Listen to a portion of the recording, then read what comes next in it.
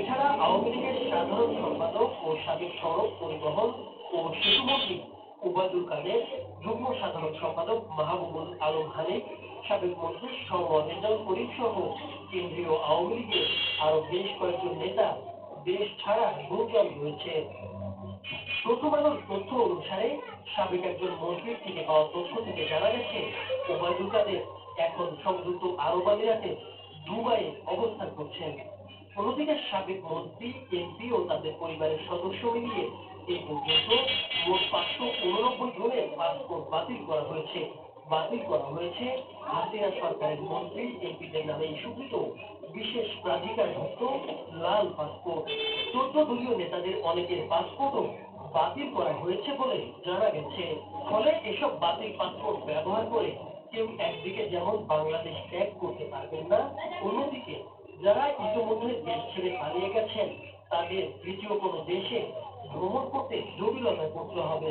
এছাড়া বাতিলকৃত পাসপোর্ট ব্যবহার করে বিদেশের মাটিতে নির্বিঘ্নে চলাচলও করতে পারবেন না তারা। বৈধ পাসপোর্ট না থাকা অন্য দেশের রাজনৈতিক আশ্রয়ের পথও বন্ধ হয়ে যাবে। পাসপোর্ট কর্মকর্তা সূত্র থেকে জানা গেছে, বৈধ পাসপোর্ট না থাকা শেখ হাসিনারও ভারতের বাইরে অন্য কোনো দেশে যাওয়া কঠিন হয়ে পড়বে।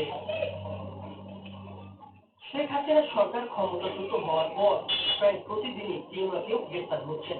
গত মঙ্গলবার পর্যন্ত মোট 30 জন আওয়ামী লীগের সাবেক মন্ত্রী, সংসদ সদস্য, নেতা এবং উচ্চপদস্থ সরকারি কর্মকর্তা গ্রেপ্তার হয়েছেন। গত সোমবার হত্যা মামলায় গ্রেপ্তার হয়েছেন সাবেক সংশ্লিষ্ট মন্ত্রী আসাদুজ্জামান নূর এবং সাবেক বেসামরিক বিমান পরিবহন ও পর্যটন প্রতিমন্ত্রী মোহাম্মদ মাহবুব আলী। এছাড়া সাবেক রেলমন্ত্রী নুরুল ইসলাম সুজন, 71-এর ঘাতক দালাল মঙ্গল কমিটির উপদেষ্টা মণ্ডলীর সভাপতি শাহরিয়ার কবিরও গ্রেপ্তার হয়েছেন।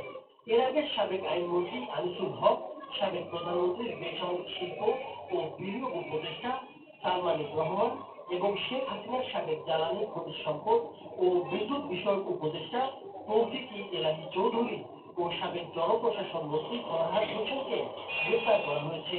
গ্রেপ্তার হয়েছেন সাবেক তথ্য প্রযুক্তি প্রতিমন্ত্রী জুনায়েদ আহমেদ পলক, সাবেক ডেপুটি স্পিকার শামসুল হক টুকু, সাবেক বাণিজ্য মন্ত্রী টিপু মুন্সি, সাবেক শিক্ষামন্ত্রী ডক্টর দীপু মনি, আওয়ামী লীগের সাংগঠনিক সম্পাদক আহমদ হোসেন, সাবেক মুক্তিযুদ্ধ বিষয়ক প্রতিমন্ত্রী এবি তাজুল ইসলাম, সাবেক তথ্যমন্ত্রী হাসানুল হক ইনু, সাবেক পর্যটন ও বেসামরিক বিমান চলাচল মন্ত্রী রাশেদ খান মেননও গ্রেপ্তার হয়েছেন।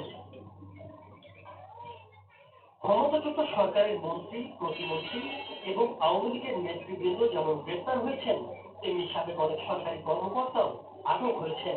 এদের মধ্যে সাবেক 2 আইজিপি আব্দুল্লাহ আল মামুন এবং একেএম শহীদুল হক সহ পুলিশের বেশ কয়েকজন কর্মকর্তাকে গ্রেপ্তার করা হয়েছে। এছাড়া আলোচিত সেনা কর্মকর্তা, ন্যাশনাল টেলিকমিউনিকেশন মনিটরিং সেন্টার এনটিএমসির সাবেক মহাপরিচালক মেজর জেনারেল জিয়াউল হাসান, চট্টগ্রাম বন্দরের সদ্য সাবেক চেয়ারম্যান রিয়ার অ্যাডমিরাল মোহাম্মদ সোহেলকেও গ্রেপ্তার করা হয়েছে। নাইমুল হোসেন, মাছরাঙা এডিশন।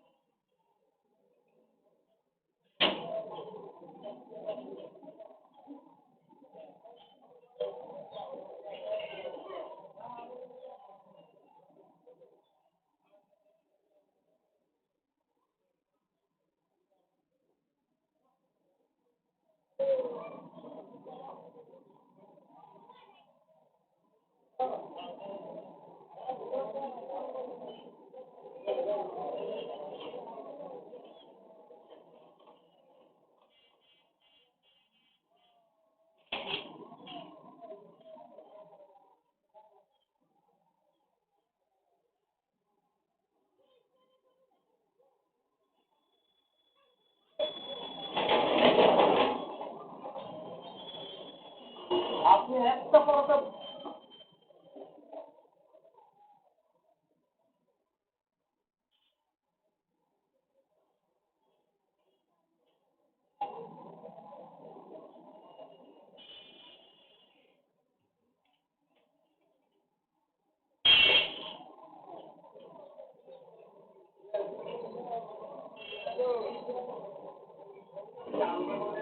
মূলত উদ্দেশ্য না, এটা জাস্ট মনের থেকে ভালো লাগছে।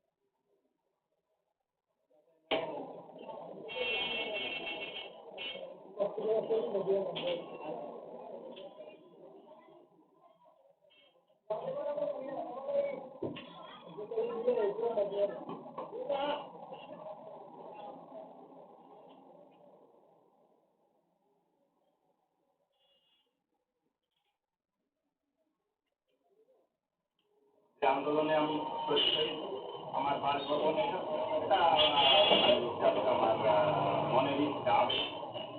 দেখিনি কেউ আন্দোলন করলে যে তার বাসার সামনে আমি আন্দোলন করছি, এটা আমার বাসভবন, এটা কেমন তুমি একটা আমার আমার ভালো লাগছে। খুব মানে ভয়াবহ পরিস্থিতি ছিল যখন কার্পুর দিয়ে আমাদের তখন আমাদের মানে বাসার গেটের বাহিরে বের হওয়াটাও আমার কেমন তুমি একটা বিভাগ রাজধানী পর্যায়ে যারা